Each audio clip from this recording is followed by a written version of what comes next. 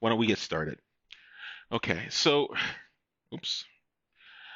So when we left off, we talked about or carried forward the idea of Harfting's inequality and the bounding approximation that answers the question, is learning feasible?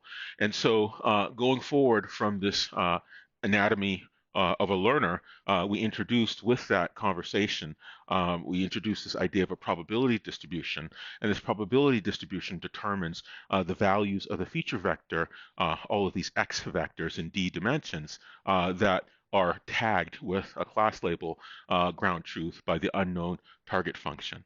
And so we said that this probability distribution, along with the unknown target function in the training examples, are aspects of the learner that you have no control over, but you do have control over the learning algorithm and the hypothesis set, and indirectly by the final best hypothesis, because you control the way that final best hypothesis is obtained, because you control the search which is performed by the learning algorithm.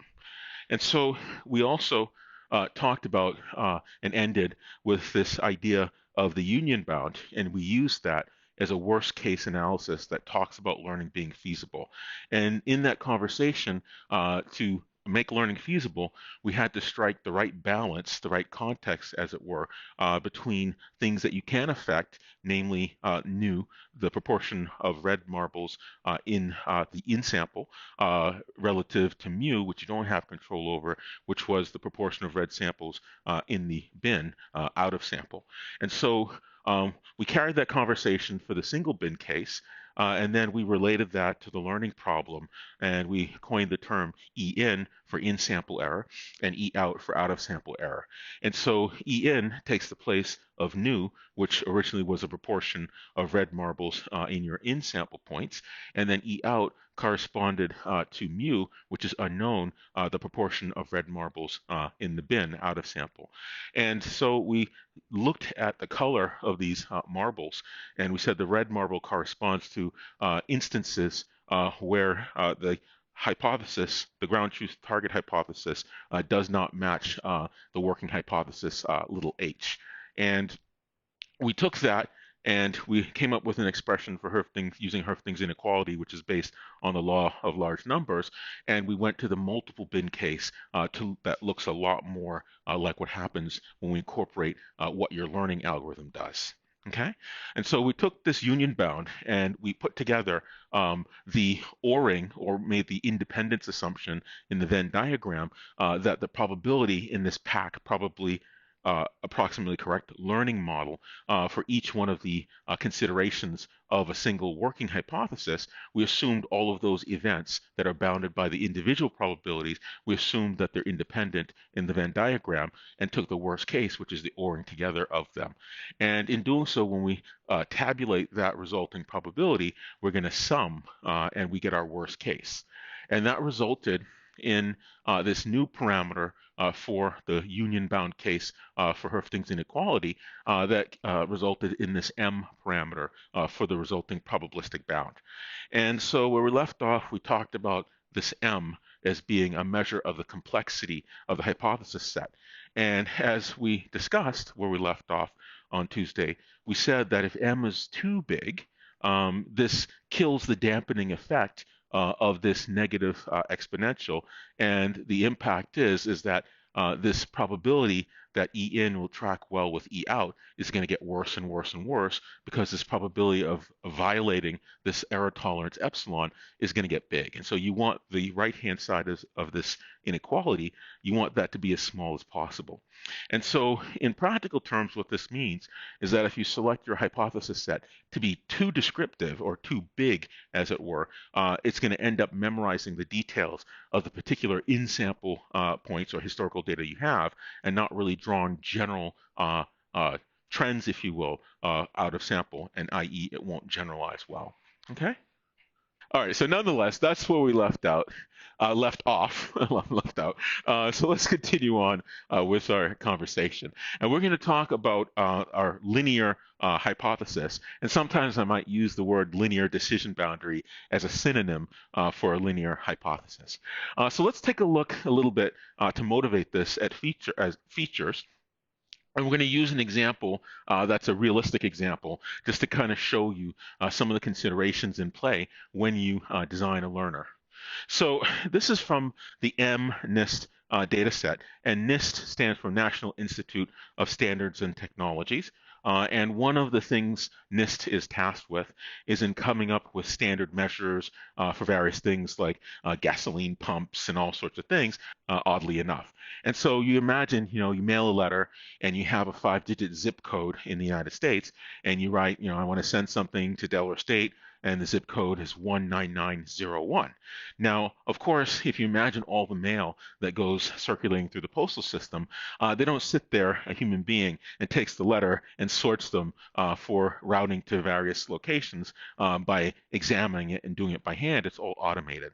So these things go into mail sorting centers, as they're called, and a big machine reads it, and based on the digits that are recognized, it reads the zip code, and it gets sorted automatically. Now, of course, if the handwriting is particularly bad and it can't make it out, it's set aside and the human being tries to make sense of it. But nonetheless, one of the data sets that NIST has is the data set of various hand drawings or handwritings of various digits in the Roman, I guess it's Roman alphabet or whatever you call it, the characters for the numbers for the digits 0 through 9. Now, if you take this and you digitize it in grayscale. So each pixel representing a dot in this each image has a value from 0 for white, no, 0 for black on through 0 for black on through 255 for white, right? It's so-called grayscale. And the scheme here is that it's a very simple image, a small image. It's only 16 by 16 pixels, right? So you'd represent that as a 2D matrix. You have 16 rows and 16 columns where the value is an 8-bit unsigned integer whose value can take on a value from 0 up to and including 255, right? So you can imagine if you were to take the individual pixels, which are just numbers, 8-bit numbers, and you lay them out row major, you get a long vector, and that vector is 256 dimensions, right? So you could absolutely represent one of these handwritten digit images as a 256 vector, where each position in the vector, you can think of it as a feature that describes what's called the gray level intensity of that respective pixel. Okay, so you can so-called vectorize your data and represent each one as a vector, each image here as a data point, where each possible hand drawing that you can have would be one instantiation of one of these 256 vectors. Okay, and you can actually go back and forth from images to vectors by taking one of these 16 by 16 grade level images and just laying out the rows, concatenating the rows to make a 256 vector. Does that make sense? Okay, so when we look at your digits in this example, let's take, for example, the 0 character, right? There's a lot of variation in how someone can draw a 0 character. And so for a particular digit category, like the 0, you can have very many instantiations of this 256 vector to represent the 0 digit. And the same goes for all the other digits from 0 to 9 that you would want to represent for this particular problem. Okay? All right, so let's look at our representation more formally. And so these are features. Are they good features? Well, good is really a matter of opinion. It depends on what you're trying to do. But if you can imagine, you take your 16 by 16 vector, and so this results in a 256 vector, each instantiation of which is going to represent an instance of a digit image. Okay, great. So if you took your raw, unadulterated input, you haven't done any processing whatsoever, this is a 256 vector, and as we had discussed a few modules ago in how you represent a feature vector, you augment it with an x naught, right? So we start out with x1, x2, x3, all the way up to and including x256, and that's our original feature vector descriptor of one of these handwritten digit images. And so we augment it with an x naught, Okay, well, that's great. And then we choose a linear model that we're going to use to categorize or to classify digit images. And that's precisely what happens in this system for NIST. It looks at a digit image, it takes a photo, and then it goes and segments each individual digit, and then it runs it through a classifier to say, this is a 1 digit, this is a 5 digit, in order to recognize or detect the zip code. Okay? All right, so likewise, if we're going to have a linear model, we have a weight vector, W1, corresponding to the weight for X1, up through and including W256. And then remember, we had this threshold minus T that we talked about, and we create a W naught to absorb that minus T to make it a lot easier to do this classification and training in vector matrix notation. Okay? All right, so in this form, we have a 256 vector for our data points, and we also likewise have, I'm sorry, a 257 vector for our data points. And then likewise, we also have a 257 vector for our linear model. Now, of course, 257 parameters for the linear model, that's a really big linear model, right? And so the poor learning algorithm, something like PLA, imagine now if you had to update 257 weights trying to find this, right? Trying to find the right hyperplane that's going to suitably mimic the ground truth target function, right? That's a lot of weight vector to consider, and it's a really big model. And we just got done saying, yes,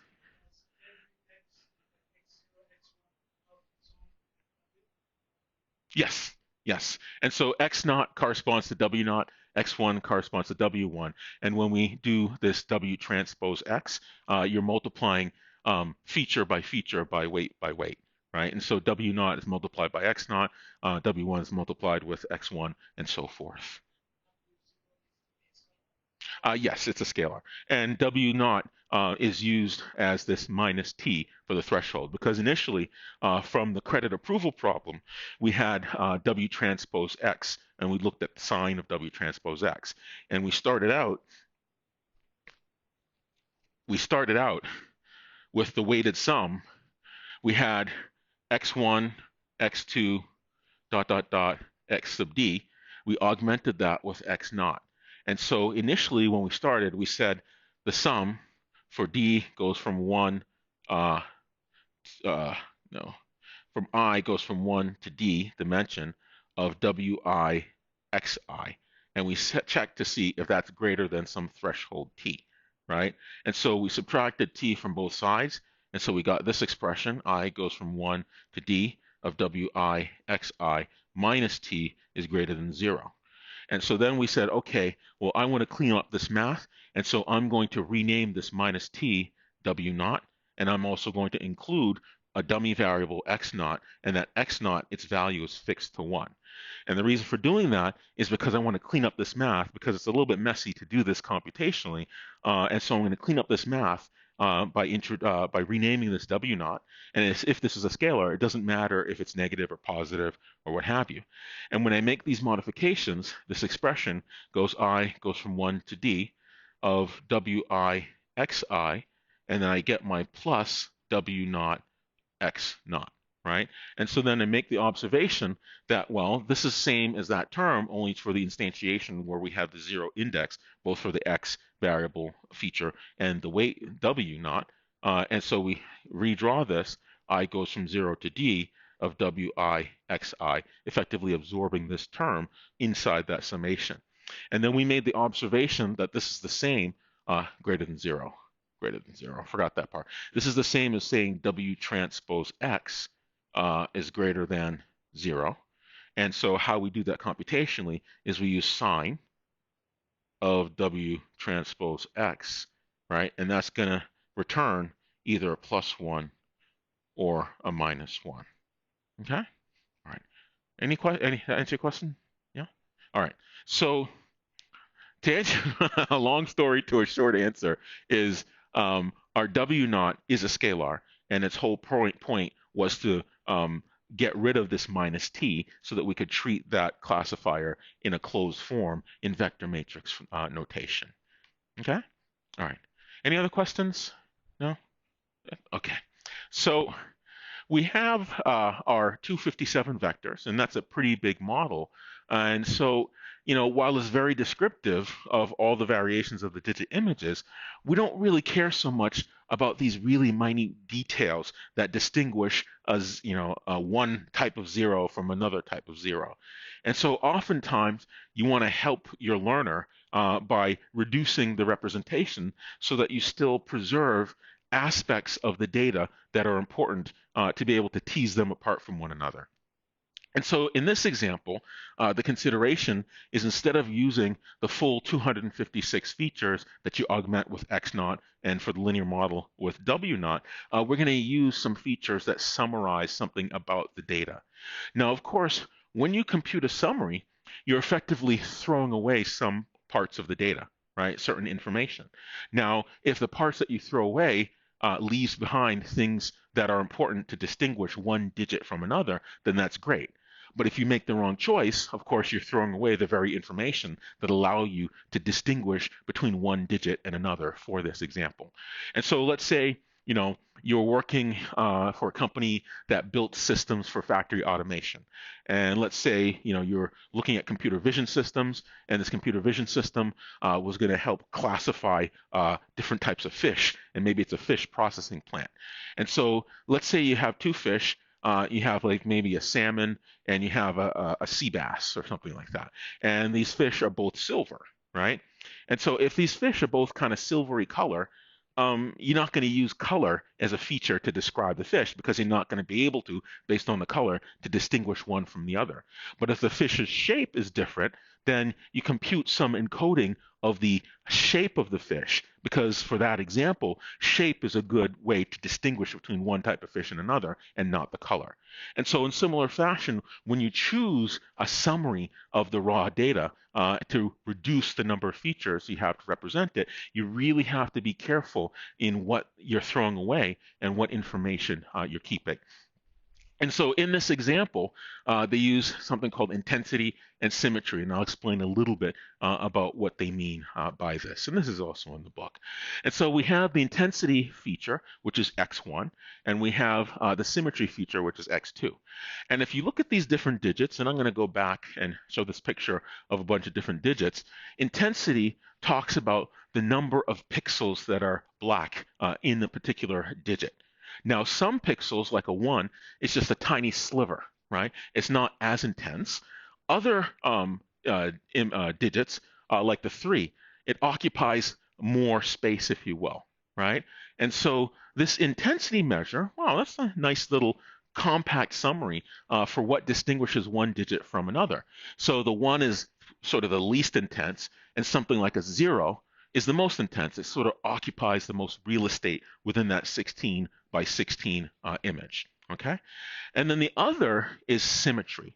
Now, symmetry, you can imagine if you take your image and you have the regular version of the image, like the 6 drawn this way, and imagine if you flipped it so it was backwards. You could flip it about the horizontal axis, about the vertical axis, or along the diagonal. It doesn't matter how you flip it. Now, what symmetry is, it's a measure of how balanced you are when reflected about some axis. So if you look at something like the 1 digit, well, if you take the 1 digit image and you flip it about the vertical axis, well, it's for the most part the same. And what does that mean? It means the original version and the flipped version, if you were to measure the difference in pixels, this is going to be very close, not much difference. But if you take something like, say, the 5, right? If you were to take this 5 and you flip it and you measure the difference, well, if you flip it, you're going to have this circular part over here where it didn't exist before, and then you can have this part over here where it didn't exist before. You're going to have more different pixels when you flip it, so it's not as symmetric as a 1 digit. Does that make sense? And so you could absolutely use symmetry as well as intensity together as two rich descriptors that would help you distinguish one type of digit from another based on its 16 by 16 image. Does that make sense? Okay, so let's do that. So we do that, and we compute these features, and we measure the intensity and the symmetry. And the intensity, you literally will just take the average value of the pixels over the 16 by 16. You just iterate through the 16 by 16, you add them up, and you divide by 256, and there's your intensity. Now, symmetry, you're going to have to do something a little bit more clever. You take the first version of the image, and you take the flipped version of the image, you subtract one from the other, and take the negative of what that cumulative difference is, right? So that would mean the bigger the number, or the more positive the number, the more symmetric it is, and the more negative the number, the less symmetric it is. Okay. All right. So in that particular case, we have our symmetry, which is our X1 feature. We have our intensity, which is our X1 feature, and we have our symmetry, which is our X2 feature. And so we're going to have two parameters in our weight vector, and similarly to what we did in the original case, and also the credit classification, the credit risk classification problem, we augment our feature vector with an x naught. It's a dummy variable whose value is fixed to 1. And we also augment our weight vector for our linear hypothesis with a w naught, which takes the place of that minus t threshold. Does that make sense? Okay. Any questions about this? All right. So we have this idea of features, and you could take a whole semester at a graduate level just on features for images, right? So that's not the focus of what I'm talking about. But I still need to say a little bit about features, because the representation, the size of the representation, is going to impact the learning. And we'll talk more about that when we get to learning theory, and specifically VC dimension, which stands for Vapnik-Chernovenkis. And so similar to how you have computational complexity from an algorithmic standpoint, in machine learning, we have this idea of learning complexity, and it relates to Hoeffding's inequality, how difficult it is to learn something. Okay? All right. So now we have this reduced representation. We've thrown out a lot of information, but we've preserved enough information to be descriptive of what it means to be, say, a 0 digit versus a 1 digit. Okay? All right. So let's take a look at an example. Now, in this particular example, we're trying to distinguish in a binary classification, so it's a +1, -1 type of classification, the difference between a 5-digit and a 1-digit. And now, originally we said we have digits 0 through 9. Well, how are we going to do that if you only have +1, -1? Well, if you combine these +1, -1s, all possible pairs, so the 0 against the 1, the 0 against the 2, the 0 against the 3, and so forth, and then you take all these 1 versus 1 classifications and you use them as votes, you accumulate all these votes for all of the different pairings you can have for classification, one digit versus another, and then you just count those votes, and the highest vote is the one that is the output of the classification. So you could absolutely do a classification of all digits 0 through 9 by combining +1, -1 classifications of all the possible pairs. Okay? So here we have a two-way classification, a binary decision problem, and we're going to use symmetry, the negative of the flip differences. You flip the image, subtract, and you take the negative of those differences, and intensities. And so the x1 axis, which is the horizontal axis, is your intensity axis, representing your intensity feature value, and the x2 axis, the vertical axis, represents symmetry. So in this particular image, and this is indicative of many machine learning problems, and certainly you can only visualize things in 2 or 3 dimensions, right? But you can absolutely have more than just symmetry and intensity. You can have an arbitrary number of features, okay? But this is just for visualization purposes. Okay, so we take all of the 1 digits and we color them as blue. And the location of each blue point, its projection along the horizontal axis, is the intensity of that data point, and the projection along the vertical axis is the symmetry. And so everything that's a 1 is colored as a blue circle, or depicted or visualized as a blue circle on the board or on the screen, and everything that is a 5-digit is visualized as one of these red X's. Okay, so let's consider this intensity and symmetry. Okay, well, a 5-digit tends to occupy more pixels. So it's going to have higher intensity values. And if you look at all these red points, they tend to be more to the right, your right, along the intensity axis, right? So that means 5s are generally more intense as it pertains to the amount of dark pixels, if you will, on average in a 16 by 16 image. And if you also look at the 5, its symmetry isn't going to be as good as a 1, right? Because if you flip the 5, those flip differences, they tend to be more, right? Those differences. And if you negate them, it's going to be lower down along this vertical axis. So you see this point cloud, or this set of points corresponding to 5 digits, they tend to be more to the right and further down. So let's take a look or consider the 1 digits. Now we have different variations of 1s, but 1s have much lower intensity or lower intensity than the typical 5. And you'll see here for these blue points representing 1s, they tend to be more to the left, your left. So that means they tend to have intensity values that are numerically smaller, right?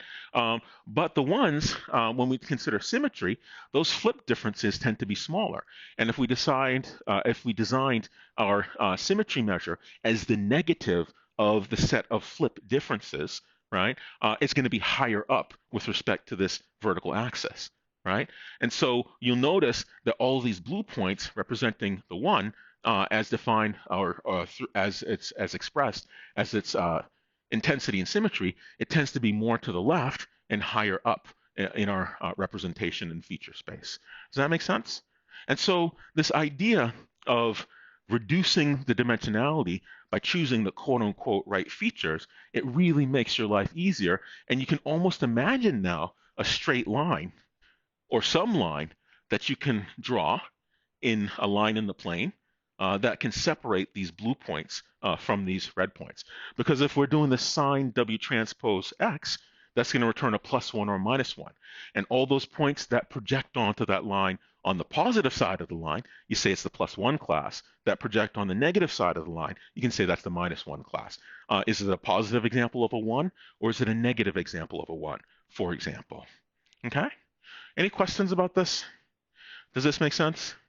Okay, so now that we've reduced this in dimensionality, now we can set out to create a linear classifier to try to classify whether something is a 1-digit or a 5-digit. Now, of course, it's up to you when you design these things, which one you want to be the +1 class, which one you want to be the -1 class. It doesn't matter, but you just have to pick a convention, okay? All right, so let's take a look at a classifier. And this is going to be a repeat. And of course, we have some number of features. In this case, D is going to be 2 because we have intensity and symmetry. And we have our W vector, and this should be an X sub I. That's a typo. That should be an X sub I. But we have our W vector, which starts out D dimensions, in this case, intensity and symmetry. So W is of rank 2. So we augment them with a W naught and an X naught. And so we get this expression, right? So we get rid of the threshold part. And now we absorb that term into the summation, and we have sine of the sum of Wi xi as I goes from 0 to D, right? So we started out with D dimensions. Here, D was equal to 2. And now when we train the model, we have D plus 1 dimensions because we added that extra dimension when we added the X naught and the W naught. So we're augmenting the original model. Does that make sense? All right. Any questions? All right. Let me, excuse me. So because we have this final form here, you can think of it as a hyperplane in D dimensions, and a hyperplane is the generalized term for a linear model in some number of dimensions, right? And so if you're talking about 2 dimensions, it's a line in the plane, and the hyperplane is typically 1 dimension smaller than the representation, right? So here we have 1-dimensional thing, a line in 2 dimensions, or you have a plane, a sheet in 3 dimensions, or a general hyperplane of D parameters in a D plus 1 representation, okay? And so in this form, we can now represent it in vector matrix form and say sine W transpose X. And literally, you have the augmented W, the augmented X, you take the inner product, compute the sine of that, and you get +1 or you get -1 as the output of your current working hypothesis, H. Okay. Any questions about this? Does that make sense? And so as we had said before, a linear hyperplane and perceptron learning algorithm, PLA, it works when your data is linearly separable. And as we can see here from this intensity symmetry depiction of the handwritten digit images in grayscale, you can almost imagine a straight line does a pretty darn good job of separating the 1 points, these blue circles, from the 5 digits, these red X's. Okay? All right. So let's take a look more at this classifier.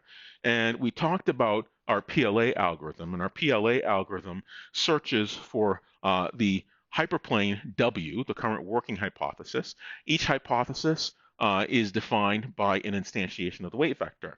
So you change the weight vector, you're now considering a different hypothesis. And so once you start with the hypothesis, how you update or perform that search is with this so-called PLA, perceptron learning algorithm update. And it says the new version of W is the old version of W plus a correction based on that incorrect input.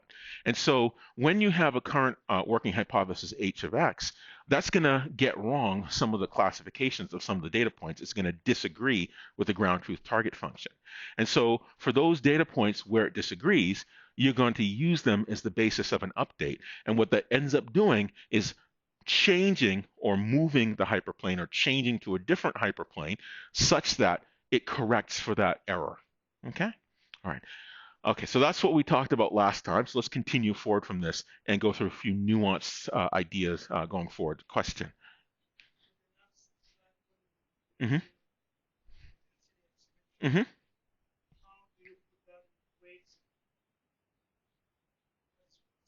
Ah, and so you start out with weights such that the weight vector has the same rank as the feature vector. And so initially, your intensity and symmetry, you have x1 and x2, so it's a two-dimensional feature space. So you're going to start out with your weight vector also being a w1 and w2, the same rank as the feature representation. So then you say, okay, well, given my features, I'm going to augment the features to have an x0, right? And that x0 is going to be fixed to 1 in every single case. And then you also augment your W, which started out in this particular example as a W1 and W2. You're going to augment that with a W0. And that W0 is taking the place mathematically of that threshold minus T. But when you initialize it, you're just going to initialize it to some value. It doesn't matter in the beginning. Well, I shouldn't say it doesn't matter. You're going to initialize it to some value. And that's why I'm hesitating for a reason. I'll address that reason towards the end of today's module. Does that make sense? And so in any case, you start out with your features. So here you have a data set. You transform that data set. So let's say you had the original images, right? So you'd write maybe in MATLAB, you'd read each image file, and then you take your image file, perform some analysis on it, and then you'd output for the first image, you're going to output intensity and symmetry. For the second image, you can output intensity and symmetry. For the third image, output intensity and symmetry. So now you have a table, and that table has 2 columns, right? One for intensity, one for symmetry, and it has n rows where n is the number of images you started with. Okay? All right. So then after that, you're going to take that and you're going to insert a new column. And that new column is going to be your x naught. And the x naught is going to have values fixed to 1. And then you're going to take your w, which is just the w1, w2 in the beginning, and you're going to augment that with a w naught, which is randomly initialized. Okay? So regardless of the dimensionality of the data that you are dealing with when you represent it, you're always going to augment it first before you do learning. And so one really important point is there's a distinction between the augmented data versus the native data. Now you notice when I plot the native data, I'm plotting it in 2 dimensions. If you were to plot the hyperplane that separates the 2 points from one another, that agrees with the target function, you're not going to plot it with W naught. You're just going to plot the W1, W2 to give you that line, right? And so the augmented version, its purpose is to allow you to mechanize the learning process, right? Because you need that threshold in order to do the learning. Does that make sense? Okay. So, all right. So let's take a look at this linear classification. So we had the PLA update rule, and you apply this some number of times, some number of rounds, and after that number of rounds, you say, okay, well, let me output my final best hypothesis. And we call that G.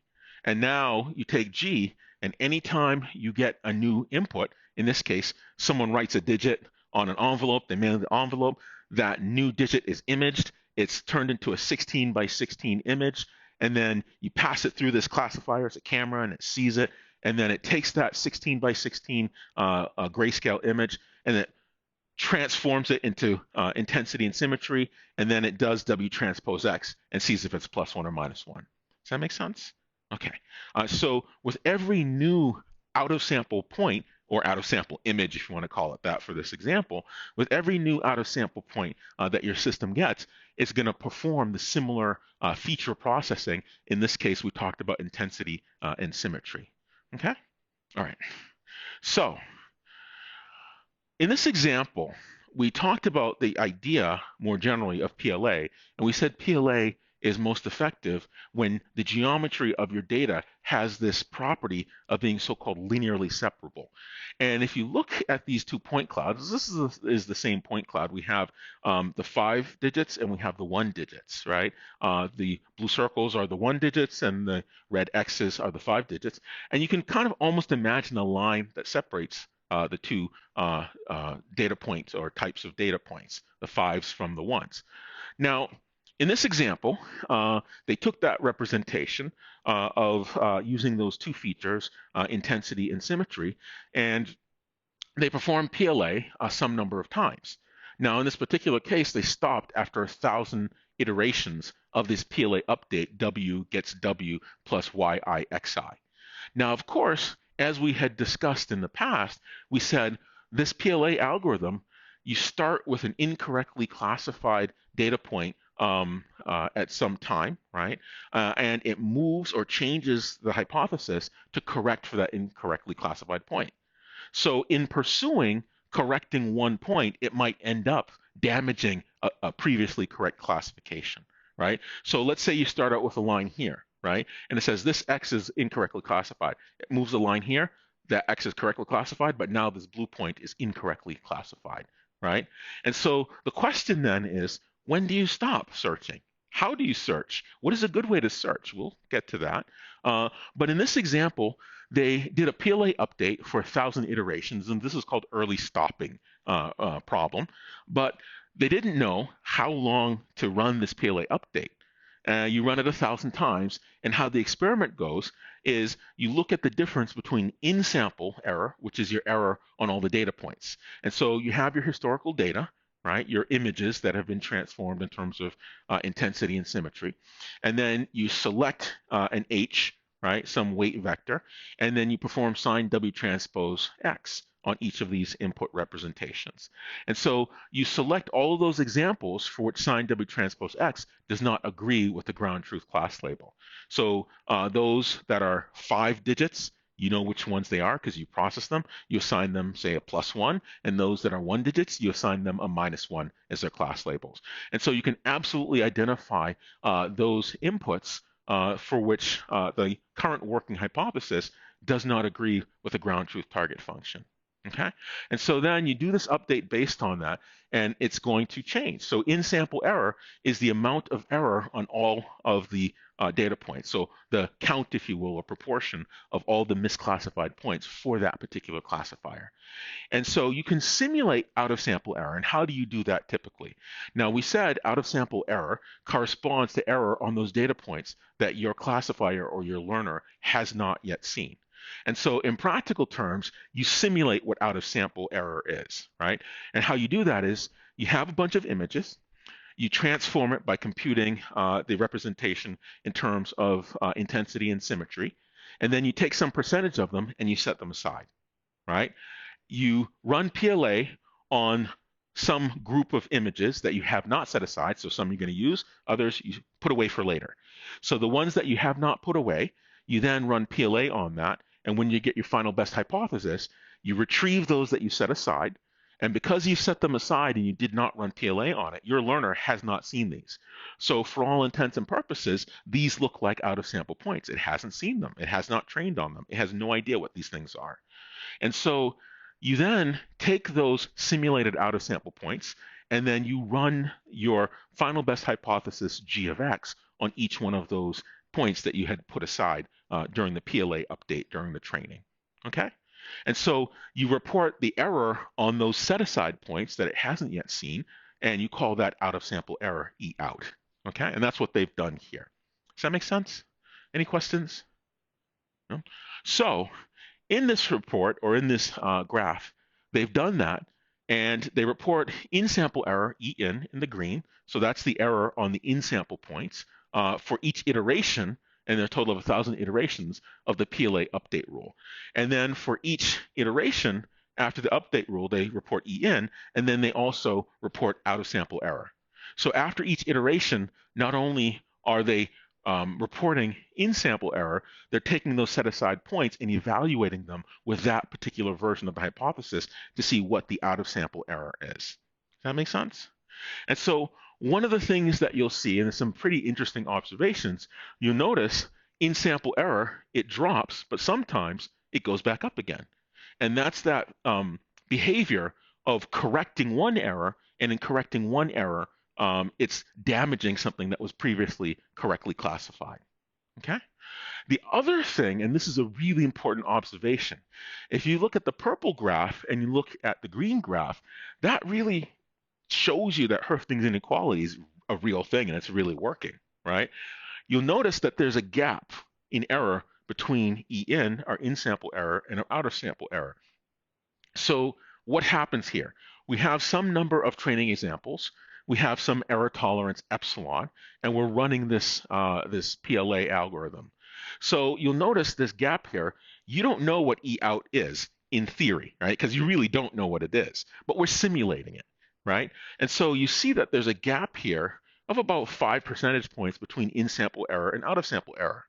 So you can control, and you know a lot about in-sample error, and you'll notice here that out-of-sample error, it's close by, and that coupling, if you will, that distance, that is preserved. So we have E in drops, E out also drops.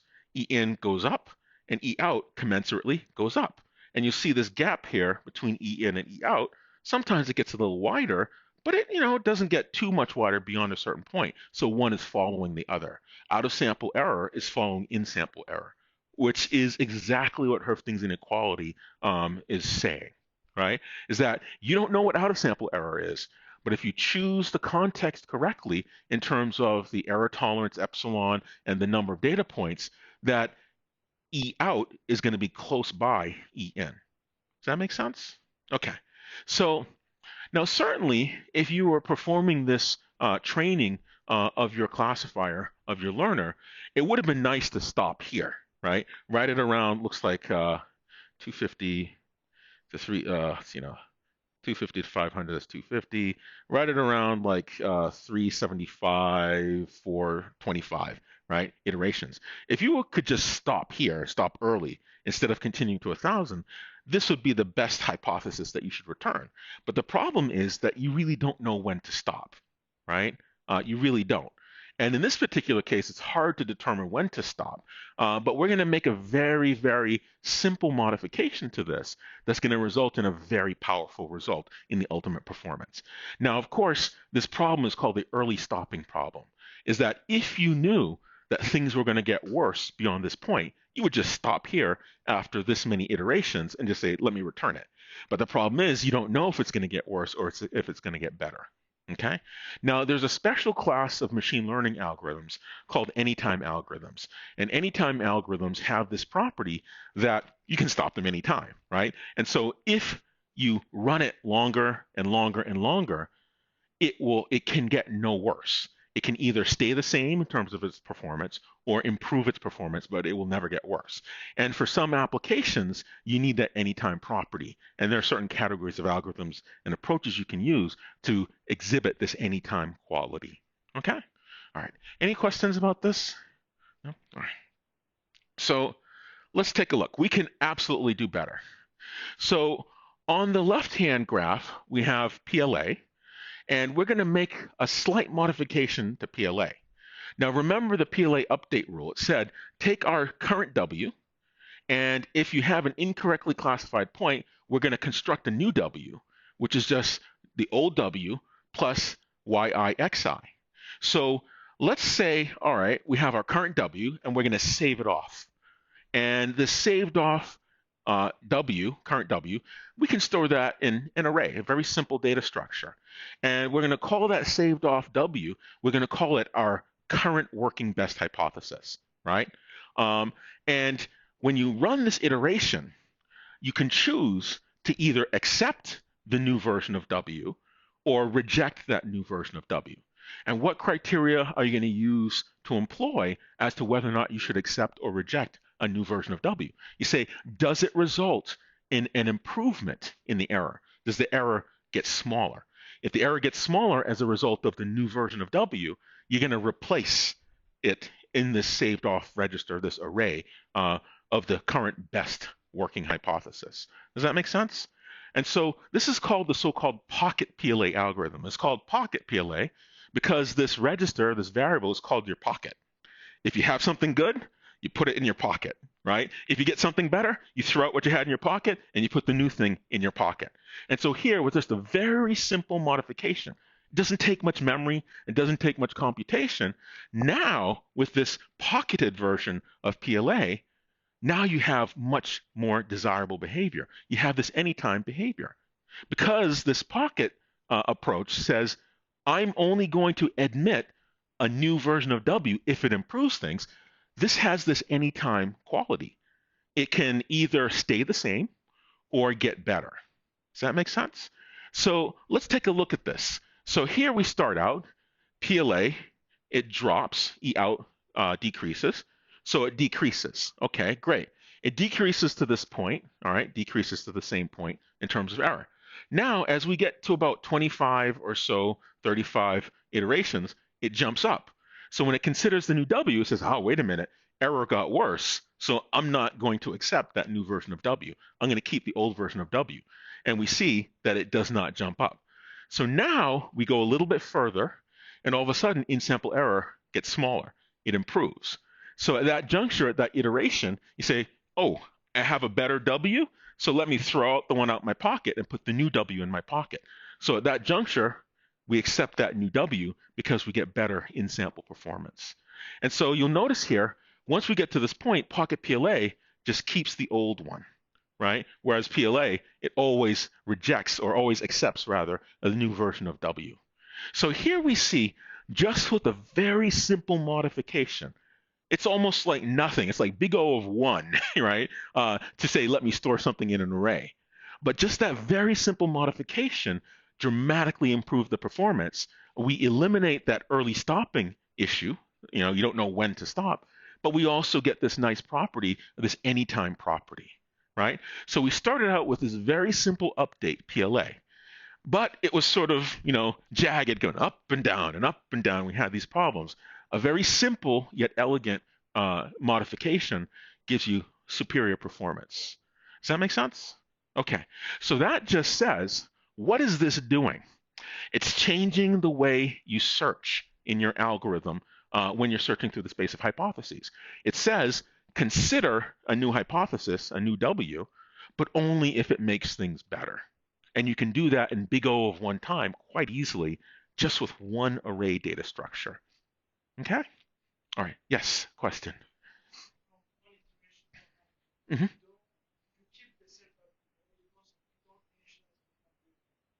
So programmatically, you initialize W, and you seed the pocket with that W. And so that's the W that's in the pocket, is the initialized one. So then you classify your data, right? You look at all the misclassified ones, and then you do the PLA update. Now, when you do the PLA update, you don't put that new W in your pocket until you've evaluated if it improves the error. If it does, you throw that one out, and put that new one in your pocket. If it doesn't improve things, then you go to the next iteration, and then the next iteration, and then the next iteration. And so you start out with a W, you put it in your pocket, run PLA update. Did it improve things? No. Okay, run the iteration again. Did it improve things? Yes. Oh, put that one in your pocket instead of what was there. Run the iteration. So each time when you run the PLA update, W gets W plus XI, YI. You take that new W, use it as your classifier, W transpose X, sign W transpose X. And if the errors are fewer, then that's going to be the classifier you store in the pocket. Hmm.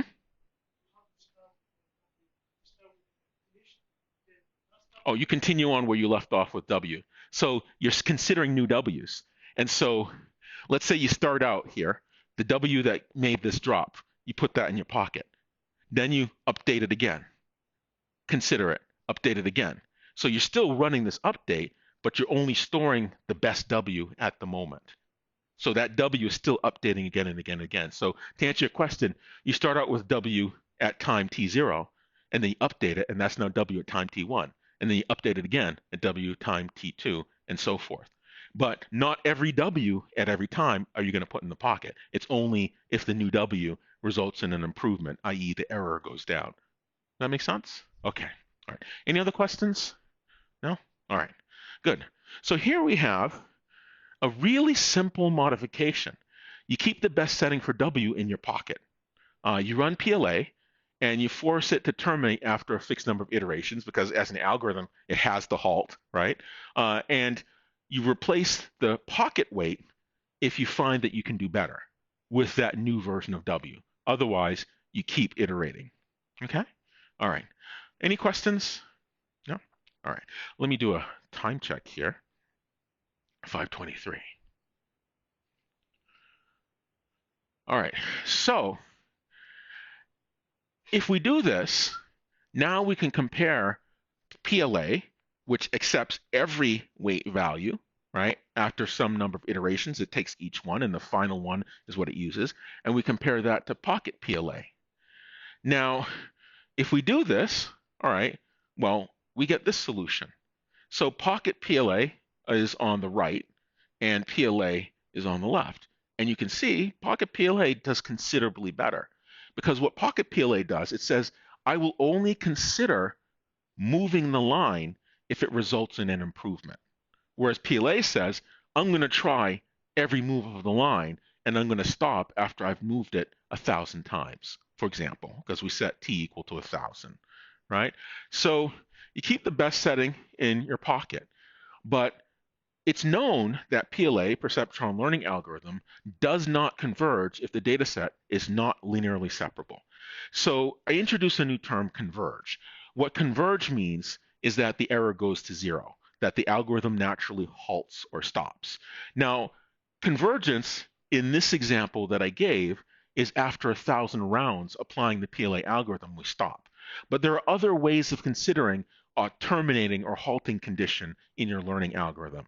Some solutions say if my error does not change by more than 5%, then it's not significant and I'm going to stop, right? Some people do that for certain classes of algorithms.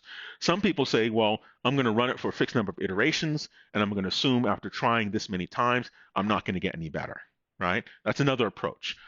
So with this PLA, the reason why it performs more poorly than Pocket PLA is that PLA just iterates and it does not consider whether or not a change to the hypothesis makes error better or makes error worse. Whereas Pocket PLA says, I'm only going to consider some hypothesis if it results in an improvement, right? So going back to the anatomy of a learner, if we were going to just draw the controllable parts of your learning algorithm, we had a hypothesis set, and that's called script H in the diagram. And then we have some learning algorithm A, and they both talk to one another. And then A results in some final best hypothesis G, which you want to be as close as possible to our ground truth target function F.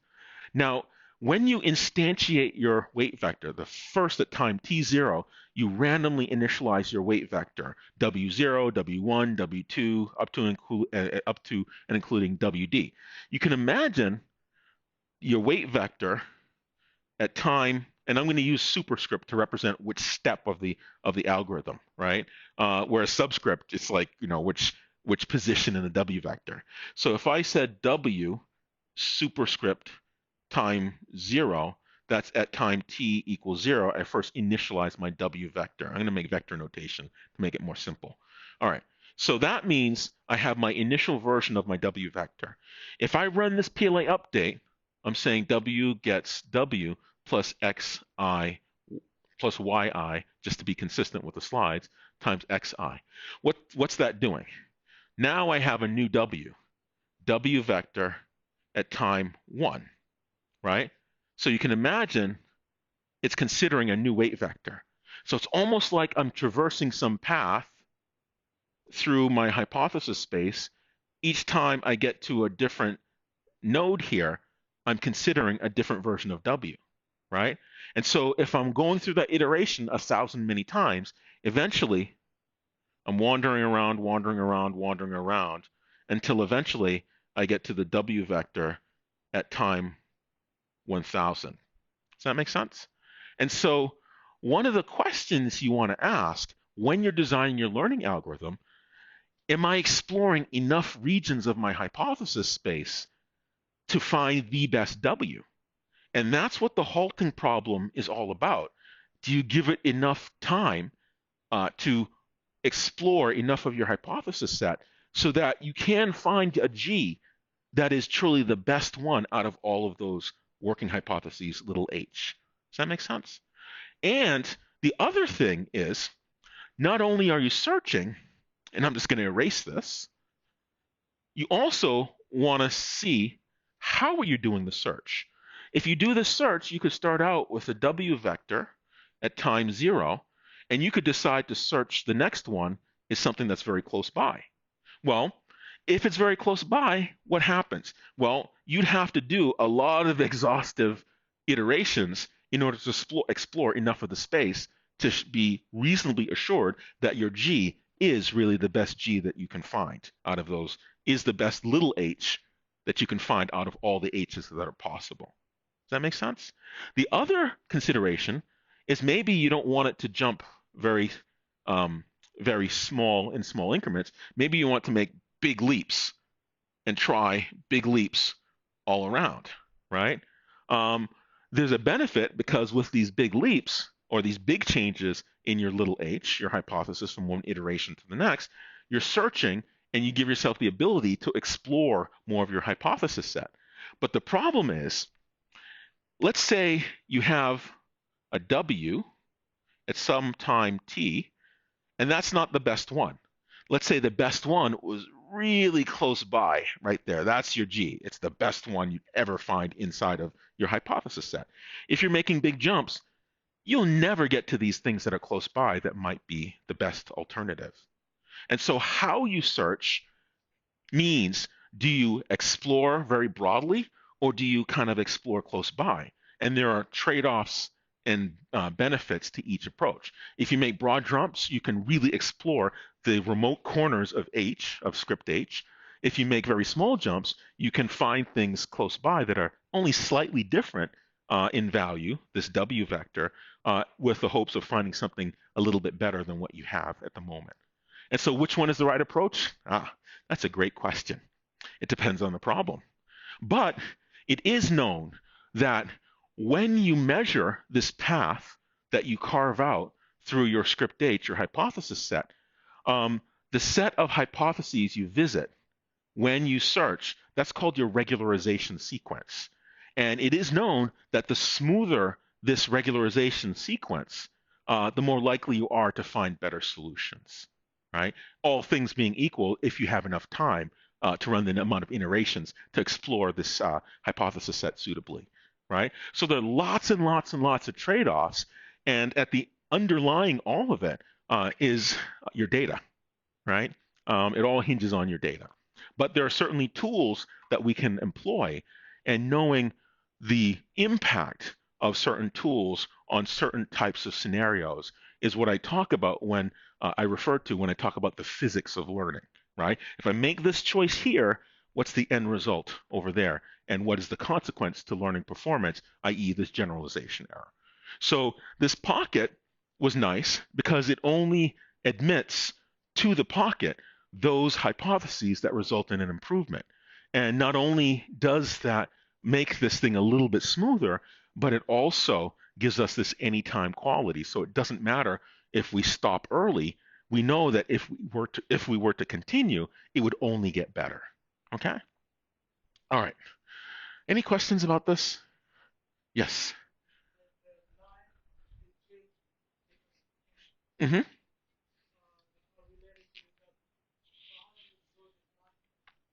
Yes.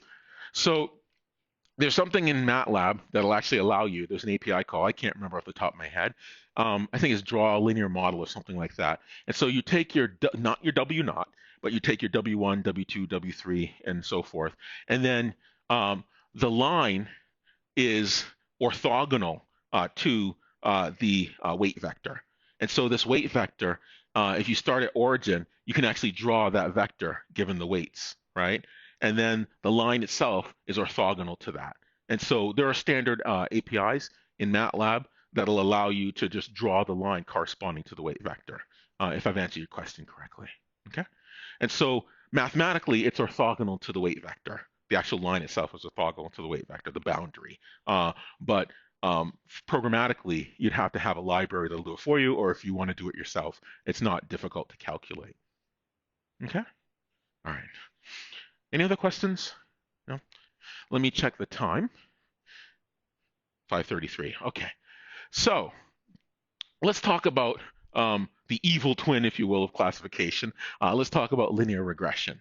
And so how does regression differ from classification? Regression is the term ascribed to a learning problem where the output is real valued, and that's all. And so in classification, remember, we had these categories, and we called one +1 class, and we called one the -1 class. Now, for some problems, you're not determining category, you're determining the actual numerical value. And whenever your learning problem is one where you're trying to predict out of sample a real valued quantity, that's called regression. And so relating back to the credit classification problem, in credit classification, we're trying to categorize a customer as described by a vector of descriptive quantities or features like years in residence and annual salary, instead of saying, is this person a good credit risk, yes or no, +1 or -1, here, maybe you might want to output how much money should we lend to this person. Now, of course, somebody who's a bad credit risk, the amount of money is going to be zero, right? If the person is a very good credit risk, their classification will be +1. But in a regression problem, you'd say, all right, well, I'm going to loan this person $100,000. That person, I'm going to loan, say, $5,000 because the first person is a better quote unquote credit risk, right? And so in the regression problem, the goal is to learn how you predict the numerical value, right? Okay. So let's say you have your inputs. Maybe you have the age of the applicant. You might have years in residence and the usual things like annual salary.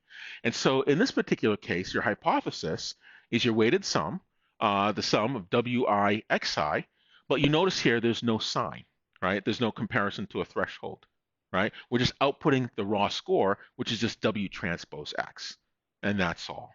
In fact, there's a typo here. It shouldn't say 0. It should say 1 instead of 0, right? So it's just the weighted sum, our linear model, weighting each of the features, and you get a real value, and you're summing all these terms.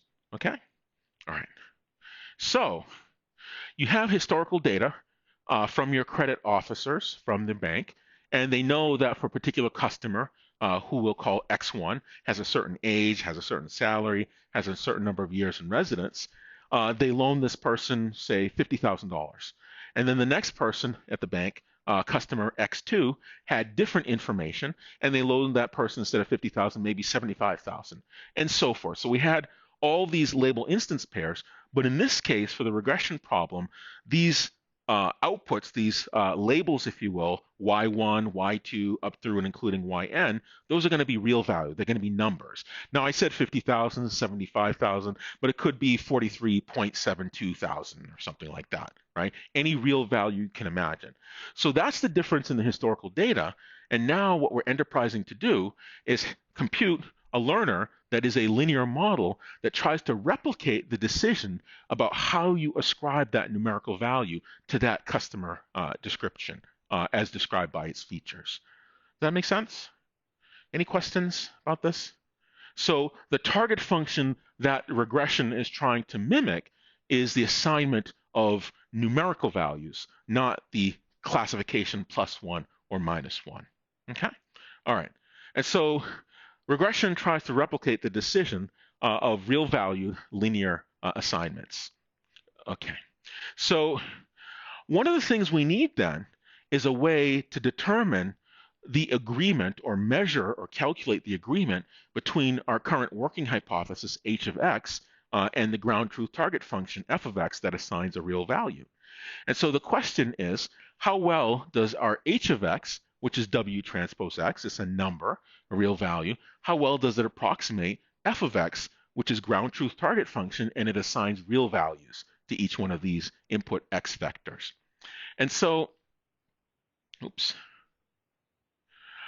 what we're going to use is squared error, so-called loss. Loss is the term used in regression to describe the difference between the ground truth target function and our current working hypothesis.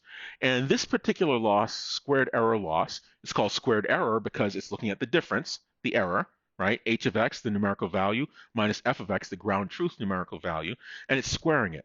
So in this case, we don't care about the direction. We only care about the magnitude. We don't care about whether it's positive or it's negative. Okay, and so if we look at this, well, in this example, we have on the left-hand side, we have a single feature, right? And on the right-hand side, we have a y value, which is the output. Each one of these circles here, that's a data point. That is a value of our x feature, right? And we can actually project it onto the horizontal axis and see its x value. Now, each one of these x values has a corresponding real value y that is assigned by the ground truth target function. And so what this squared error loss is measuring, it's measuring the square of the difference between the working hypothesis, h of x, which is this blue line, and each of these y values assigned by the ground truth target function. So for this first data point, we see that its y value is up here, and corresponding to that first data point for x, the model, the h of x, is predicting its y value should be here. So the difference in y values is this red line between the data point and the regression line. Does that make sense? And so we square each of these distances, and now what we enterprise to do is to choose an h of x that results in the minimization of the squared error loss. And we're going to do that not across one data point, but across all of the data points for our in-sample data. Does that make sense? All right, so that's what our in-sample error is. So let's go ahead and, oh, I forgot the other one. This is what it is for one feature, right, in one dimension. And this is what it is for two features. So here, x1 is one feature, x2 is the other feature, right? Each data point has a projection on the x2 axis and on the x1 axis and the x2 axis. Those are those feature values. And then y is the real value associated with the feature vector described by each data point. And so here in 2 dimensions, and I say 2 dimensions, you say, well, why is he saying 2 dimensions? There's 3 dimensions there. A 2-dimensional linear model, right? The third dimension is always the real valued regression output, right? And so here, what we're doing, we're taking each data point, and that loss is just the difference between each point and where it projects onto the plane. And you're taking the squared difference, right? Each one of those red lines is the difference, you're squaring it. Does that make sense? And so in that case, you're finding the weight vector will select a different hyperplane. So in this example, a different hyperplane is like taking a flat piece of paper and finding one that's at a different orientation and a different position and stuff like that. And you find the hyperplane that minimizes the squared error loss across all of the in-sample points. So let's see how we do this. And in-sample error says, let me average the squared error loss. And this is going to be our measure of in-sample error. And it kind of makes sense. It's the average, 1 over n, of all of the squared error losses. So we sum for each of the big N many data points, little n goes from 1 to big N, of the hypothesis evaluated on that data point, minus the ground truth target function's labeling, which is a real value. And we take the square of that difference. Does that make sense? So unlike PLA, the wonderful part about this is a smooth and therefore differentiable function, this squared error loss, our expression for in-sample error. So how we're going to do learning for the regression model? Well, since it's smooth, we can take the derivative and find the value of W that minimizes this expression. because at the end of the day, we want to find that hypothesis, i.e. that weight vector, that most closely mimics the target function. What does it mean in regression to mimic the target function? That means all of these red bars are as small as possible. If these red bars are as short as possible, that means we're minimizing this in-sample error. And how you minimize a smooth differentiable function, one way to do it is to set the derivative equal to 0 and solve for the unknown. That makes sense? Okay, so let's do this. Let me, 42, I have 3 more minutes. I think I will hold off here and not rush through because I really want to make this point. So we will continue on Tuesday? Yes, today's Thursday, right? Yeah. Okay. So you have a nightmare that one day I wake up and it's Monday morning, and all of this was, dreaming the whole week, and I don't really have Friday the next day where I don't have to teach.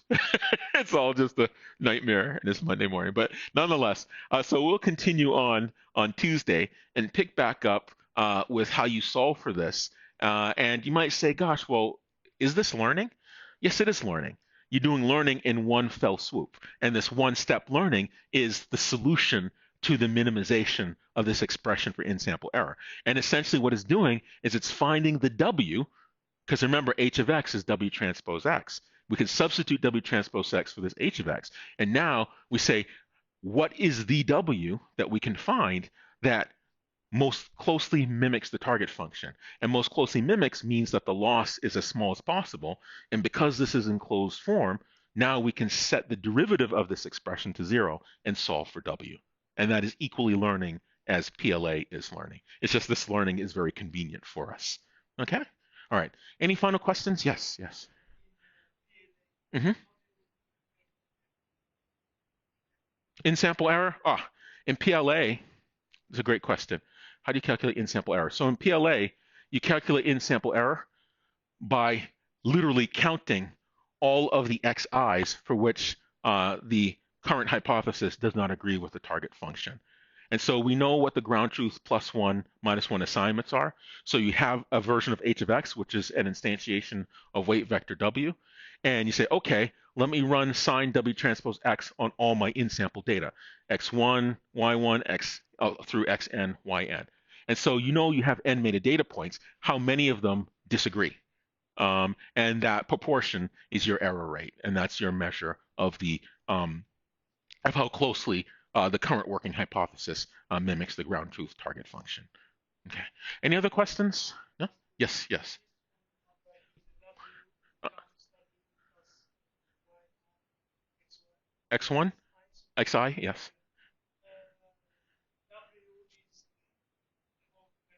Yes, yes.